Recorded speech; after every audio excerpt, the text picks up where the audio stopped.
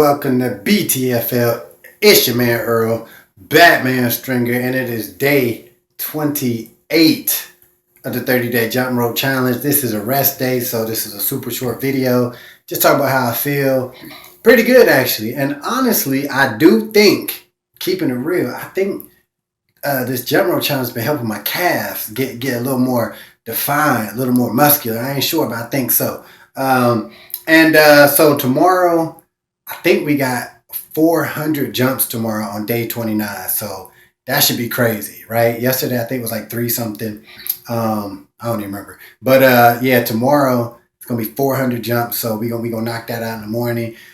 Keep in mind, if you want to do this challenge, I'll put the whole challenge in the description of this. Comment, let me know if you're gonna do it. If you gonna do it, if you already did it, let me know how you liked it. Be sure to give us a thumbs up, subscribe, and I'll see you tomorrow. Peace.